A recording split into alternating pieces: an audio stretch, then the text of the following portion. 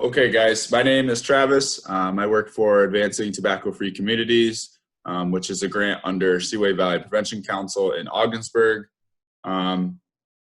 Usually I'm doing these presentations in person. I'd much rather do them in person, but obviously with COVID and the pandemic and everything right now, we're doing it virtually, which is awesome too, the fact that we're even able to do that. So thanks for being here today, guys. This presentation is going to be about vaping and e-cigarettes is the majority of the conversation. I know I'll give you another one tomorrow, which we can go into marketing or we can go into combustible tobacco. I'll talk about that with your teacher afterwards. We can go a couple different directions, but today is mainly about vaping and e-cigarettes. It's called the ENDS presentation, which stands for Electronic Nicotine Delivery System, just another fancy term for your e-cigarettes. So we'll get started, but the first slide is going to be a video. It's a creepy video. Some of you may have seen it before, I'm not sure, but it's meant to be creepy. It's meant to kind of give you some weird feelings to start us out, and then because it's a good conversation starter, so we'll get started. Make sure my volume's up here. Can you guys hear it? Should be start talking right here in a second. No volume? All right. You might have to turn on your computer audio. Wow, this is, let me see. Or if that fails, maybe unplugging your headphones and playing it, and maybe we'll hear it. Yep, that's what I just did. Hold on a sec.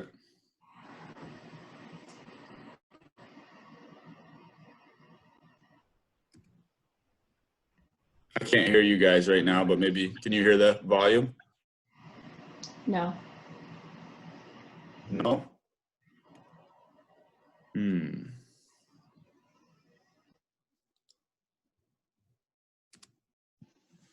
It should be a setting sure when you screen share, right? Let me plug these back in. I think it's a Zoom setting. When you screen share, you have to like set it to computer audio. Yeah, I haven't changed it since the last presentation. Let me double check.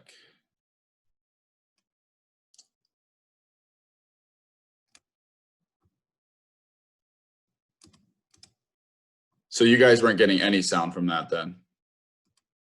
No, we weren't. Okay, let's see if this works.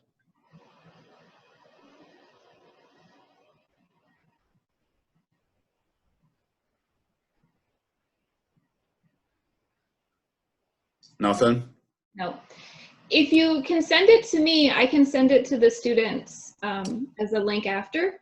Okay, yeah, we'll try that. It's a short video anyways. We don't necessarily, I guess you don't have to see it anyway, so we'll go from here anyways. That's frustrating. All right. Can you guys hear me though? Okay. Let me get this untangled here. Sorry about that. So what that video shows basically is it's an actor portraying a guy, a CEO of a major tobacco company. Basically, and he's kind of showing how he targets today's youth, basically to show his advertising and his marketing strategies is to target today's youth, which would be you guys, to get them to become smokers. Because if you follow this quote here from Philip Morris in 1981, today's teenager is tomorrow's potential customer. The reason they say that is because if tobacco is used as intended, half of its users will die from a tobacco-related illness or disease. Now, obviously, we know tobacco is it's not something that kills you right away. It's kind of a slow death because it takes period over time. The more you use it, the more deadly it can become. But we do know if it's used as intended that half of its users will die, which is the reason why this quote rings true, is because they need replacement smokers. If they want to keep making a profit, they need to have new customers come in, this is why you guys come into play, especially at such a young age, because they know as a tobacco CEO and what they're caring about is their profit, that if they can get you guys to start smoking when you're 15, 16, 17, or of the legal age was 21 years old in New York State now, rather than if you're 50 years old to start smoking, they have you for a lot longer period of time, which means more money in their pockets. rather than if you started, if you're 50 or 60 years old. So they could have you for, 40 or 50 years of smoking your lifespan rather than only 10 or 15 years, which is going to double, triple their profits. So that's kind of why this quote is there. They said this in front of a podium, in front of an audience back in 1981. I know it's old, but it still rings true today. So we'll move right into a bar graph that shows annual deaths in the US from a bunch of different things, and then we'll get into tobacco at the end. We'll talk about it. The first one, so this is yearly deaths in the US. 13,000 people died from AIDS. 88,000 people died from alcohol. Almost 38,000 from car accidents. 64,000 from illegal drugs. Almost 16,000 from homicides. Just over 44,000 from suicides. And then if you get to tobacco, you're up to 480,000 in 1 year, annual deaths from a tobacco-related illness or disease. So if you actually add up all of those other ones combined, they still don't total 480,000. I don't know the exact number. I'm not going to do the math right now, but it still doesn't equal the deaths related from tobacco. So to me, that's a shocking number. And I think it's a little bit shocking to you guys as well, because these are preventable deaths. Not everybody, smoking is preventable. That's kind of why I'm here to talk about it today. So yeah, that's 480,000 deaths in 1 year that we could hopefully prevent, and have a better world. We save a lot of lives that way in 1 year. But if we move into e-cigarettes and not just combustible tobacco, this is some of the common misconceptions we've heard about e-cigarettes among youth. This is from all the different presentations that I've done across the different counties, what I've heard from parents, from teachers, and obviously from kids about e-cigarettes and vapes. So some of the things is nicotine isn't that bad for me. Nicotine itself is a poison. It's an insecticide for the tobacco plant itself, which means it's basically a deterrent. So it's kind of its own self-defense system from animals and insects when it's growing in the wild, so that they don't eat it, so it stays healthy. So itself, it's a poison. It's its own self-defense system. So now you're putting that into your body and basically inhaling straight into your lungs, right? So then we move on to it's just flavoring, which I hear all the time, or it's just water vapor. Those kind of go hand in hand, but we do know, as you'll see today, some of the chemicals that are found inside of e-cigarettes are pretty dangerous, especially if you mix them with other things. And obviously we just talked about nicotine. Not all vapes have nicotine, but about 90% of them do. So that's where it kind of gets tricky. And I don't vape, I Juul. There's actually no difference there. As some of you guys know, the Juul is a vape itself or an e-cigarette. So someone that says, I don't vape, I just use my Juul, I've heard that before. There is no difference there. The Juul is a vape. And then my vape says it's nicotine free. Like I talked about, 90% of your e-cigarettes and your vapes have nicotine inside of them. Some do say they're nicotine free, so you might not be wrong in saying, mine or my parents says, oh, this one says it's nicotine free. It must not have nicotine in it. The thing I always talk about with this is I encourage you to, next time you go to your grocery store, go down the cereal aisle and look at the cereals that say they're sugar free, because they can still be labeled as sugar free. But if you dig deeper into inside of the ingredients, some of them will say sugar free, but then also have added sugar here, but they can still label it sugar free because the FDA, which is your Food and Drug Administration, have basically put a threshold and said that you can have up to this amount of sugar inside of it and still label it sugar free. Same exact concept goes for your e-cigarettes and vapes. The FDA has said this is the amount that you can have of nicotine and still label it nicotine free. Now it's a very small amount, trace amounts of nicotine, but there still can be some found inside of your e-cigarettes and vapes and still be labeled nicotine free. And then I use a Juul that doesn't have nicotine. That's not true because Juul's company does not produce a vape that is nicotine free. They don't have one. So I hear that all the time. Oh, my Juul is nicotine free, but that's not true because all vapes produced by Juul have nicotine inside of them. So like I said, my presentation ends. Obviously, we're going to talk about a little bit of different things today. If we get to it, some of that combustible stuff might be at the end, so we might not have enough time to get to it. But hopefully we do. Electronic nicotine delivery system, that's what ENDS is. That's your e-cigarettes and your vapes.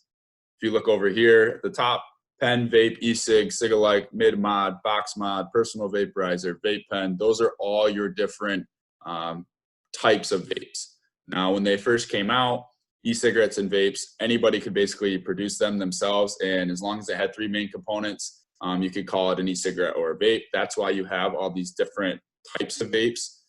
There's many more than what I've actually just listed here. It's because there was really no regulation on what they were. As long as you had the 3 main components, that's what it was considered. But don't get those confused with the bottom there, Juul, Soren, Blue Smoke, and Bo. Those are the more popular brand names of your e-cigarettes and vapes. So one is the type of vape, the other one is the brand of the vape. As we know, Juul is the most popular. I'm going to talk about that a lot today because that's what a lot of people were gravitating towards. So the definition of it: a battery-powered device that heats a solution of liquid nicotine or other chemicals, creating emission which is then inhaled. That's kind of self-explanatory. Again, it's your electronic version. The key word there is that heats a solution of liquid nicotine. It doesn't burn it. So it's a little bit different, obviously, than a cigarette. And then nicotine is extracted from tobacco and mixed with a mixture of propylene glycol, flavoring, coloring, and other chemicals. The one thing I always talk about here is propylene glycol. Propylene glycol, for some of you guys that know, I know you said this is 7th and 8th graders, so you're probably not driving yet, but your parents are driving. Propylene glycol is the main ingredient inside of your antifreeze, which is what you would put inside your car, especially inside during the wintertime right now. Your parents are probably using that. Propylene glycol, main ingredients inside of your antifreeze, also one of the main ingredients inside of your e-cigarettes, which gets pretty dangerous. Ethylene glycol is also included in that, and I think they have that in one of my slides as well. So what's inside a Juul pod? This is a quote from Juul's website itself. The company promises a powerful vapor experience and says the nicotine in one pod is approximately equivalent to a whole pack of cigarettes. So, in the average pack of cigarettes, there's 20 in one pack, or 200 puffs from one Juul pod. Now, the Juul pod is very small, about the size of a domino, and that has enough nicotine equivalent to 20 cigarettes. So I've heard a lot of kids tell me from all the different presentations, I've had some kids tell me they've gone through 2 or 3 Juul pods in one day. Which to me is alarming because that's telling me that you would go through 40 to 60 cigarettes in one day, which is scary. So, the nicotine content's the same as one pack of cigarettes. That goes hand in hand. The more you use, the more nicotine you're using. And I don't believe any kid would actually come up and tell me and admit that they've used, they smoked 60 cigarettes in one day. That's crazy. But the fact if you go through 2 or 3 Juul pods in one day is the same thing. So some of the chemicals that may be found in vape juice: diethylene glycol. I talked about propylene glycol, goes hand in hand with diethylene glycol, main ingredient inside of your antifreeze.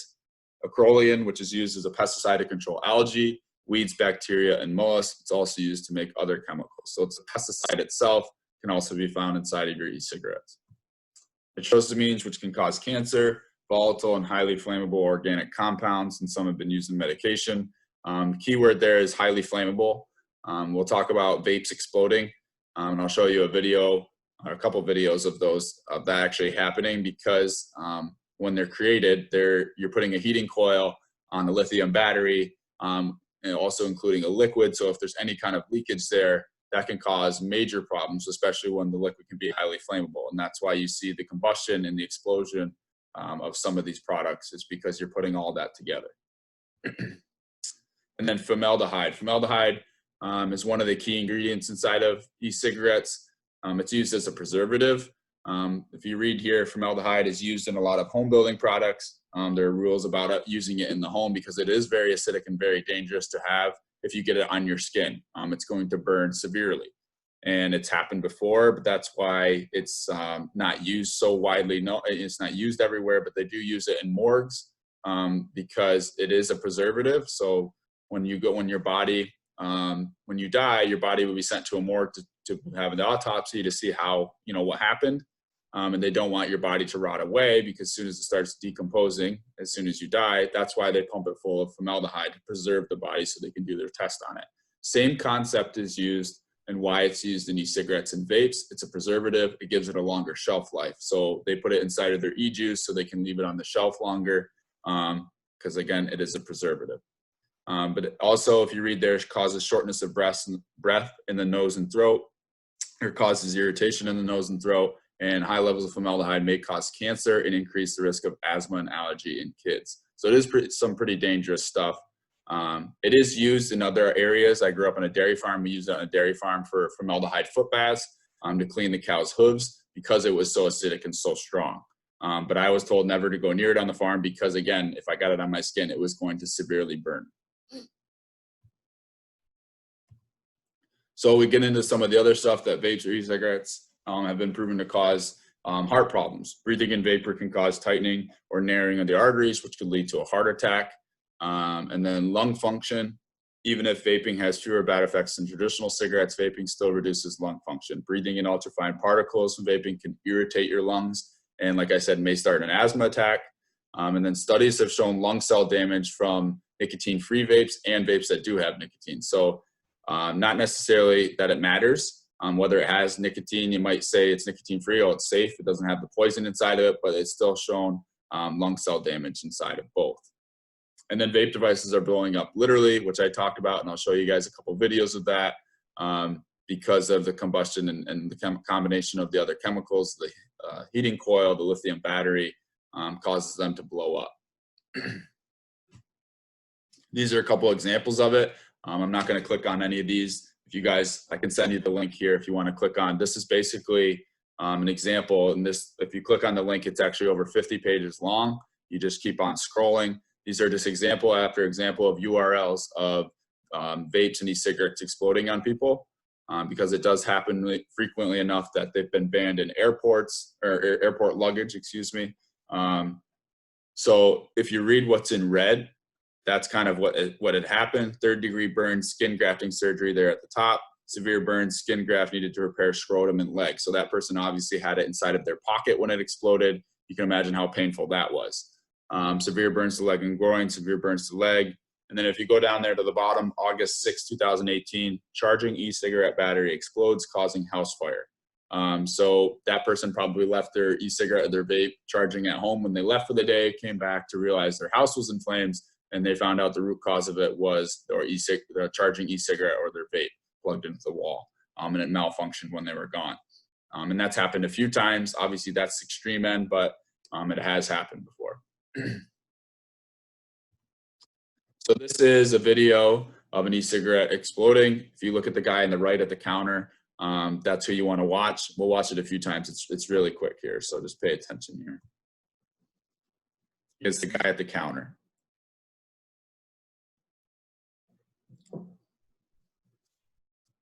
So it explodes in his pocket, catches fire. He throws it on the ground, still on fire even when he throws it on the ground. This guy had severe burns to his leg as well. Didn't really do anything, didn't even touch it in his pocket, and just exploded on its own. So you can see how dangerous these things are. Watch it one more time.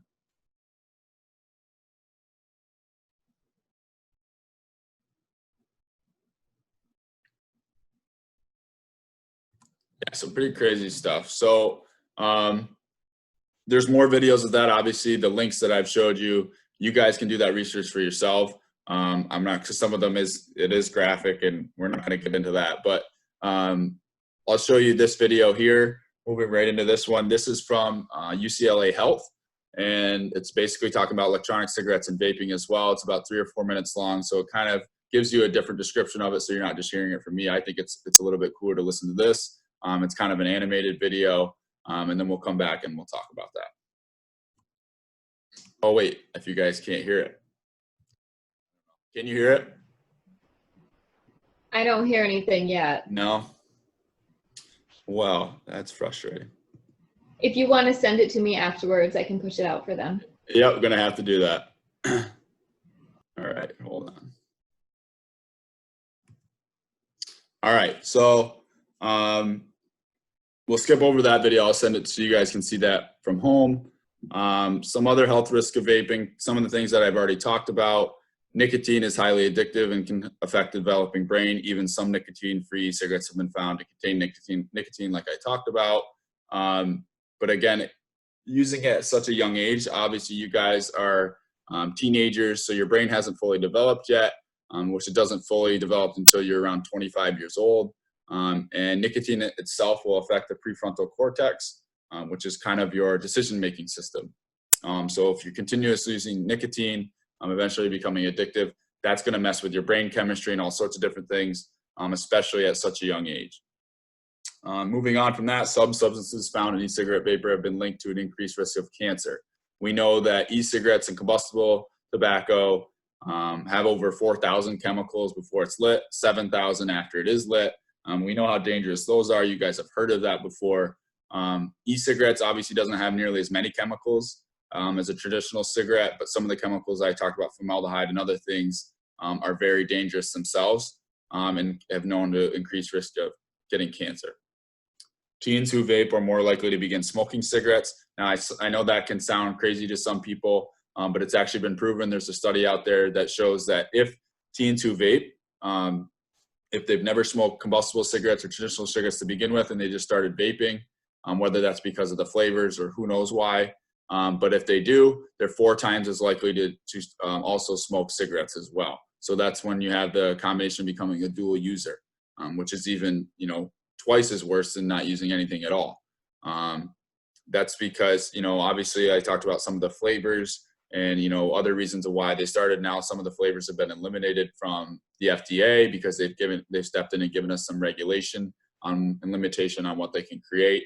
But the tobacco industry is always kind of one step ahead of everybody else in terms of marketing and in terms of creating new products. And that's why we're always playing catch up, and we're always a little bit behind, whether that's the government or ourselves doing the research, because they pay so much money to their workers to get ahead of the game. So yes, we have the regulations and limitations out there for your e-cigarettes and vape, but they've already come out with new things like the puff bar, which is a disposable e-cigarette, and now can have flavors in it because it's disposable and it doesn't fit the regulations that the FDA came out with for your traditional e-cigarettes about flavoring. So now you have in the Juul, you can only have traditional tobacco flavors, but now they came out with the puff bar and you can have all crazy sorts of these crazy fruit flavors, obviously, which kids love.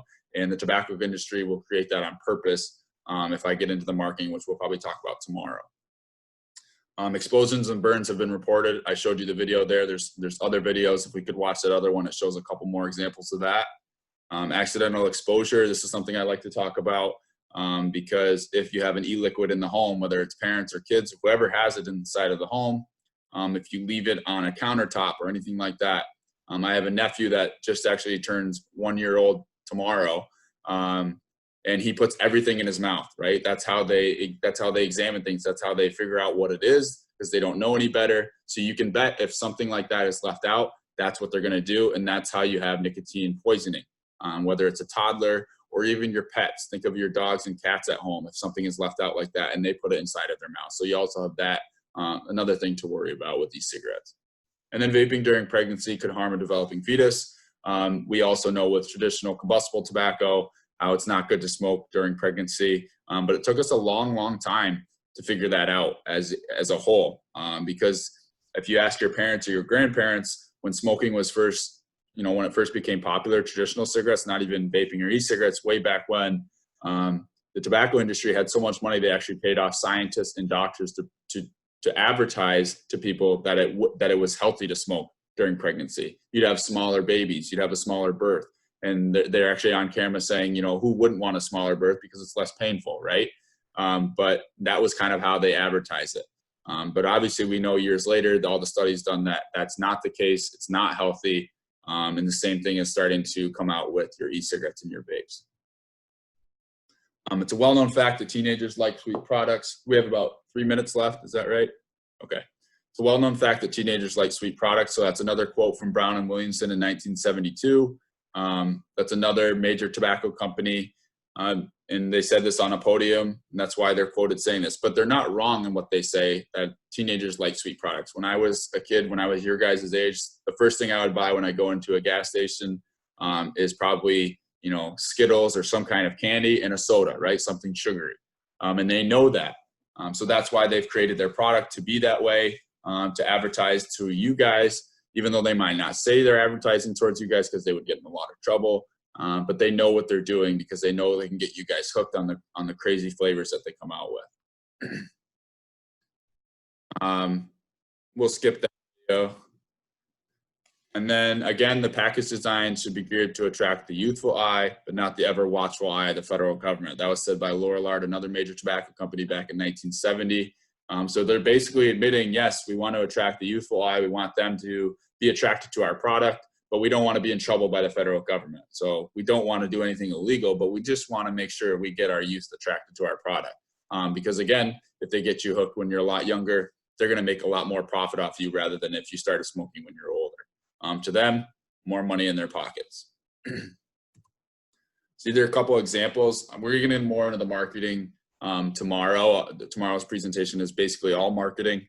So I'll save that for tomorrow, but this will be the last slide then for today. If you look at the top left there, that's an example at a gas station. I'm sure a lot of you guys have seen this before, and I encourage you, next time you go to the gas pump, you'll probably pay more attention to it now. It was something that I didn't really notice at first, but it was always kind of there in the back of your mind, like, oh yeah, it was tobacco advertising. You don't really think about it because it happens so often. You just kind of forget about it, but it's that subconscious advertising that the tobacco company wants, and that's what they do to keep implanting it into your brain without you really even knowing it, especially starting as when you're a kid. If you look at the middle picture there, that's a toddler walking out of a gas station with her mother. And you can see Logic is a type of brand, a type of e-cigarette. And you can see that it's at the lower part of the window, not the top window. And those tobacco companies will strategically pay these gas stations to advertise in certain locations so that you guys see it and not so much the adults, because they're trying to attract you guys to start their product. And that's at eye level with that toddler, not the mother. So you can bet that she's going to see it. She might not have any idea what it is, but it's already implanted in her brain at such a young age too. When they do become older, now they start to wonder, what was that? And then in the bottom left, Jewel packages right next to your Reese's candy. So a kid goes by the Reese's candy bar, right next to it is your tobacco advertising. And then bottom right, examples of cigarillos coming in the packaging that they do. They smell good because they smell like the flavors that they have, whether it's grape or strawberry or blueberry. And then they also come in that colorful packaging. And then you can see 2 for 99 cents. They also have their advertising techniques there. Is that about it? Are we out of time? Yeah, that's our 10 o'clock window. Okay. So we'll talk about more of some of the marketing tomorrow for you guys. I'll send the videos to Ms. Whitmar so you guys can see those. And then we'll kind of go from there, I guess. Do you have a minute to take questions if they have any? Yeah, of course. Do you want them to use the chat box or just open up? Whatever they feel comfortable doing. If you guys want to come on video, that's awesome. If you want to just type in the chat box, you can do that as well. If you're uncomfortable asking in front of everyone, you can send me an email and I'll forward it along as well. Don't be afraid, guys. I love questions.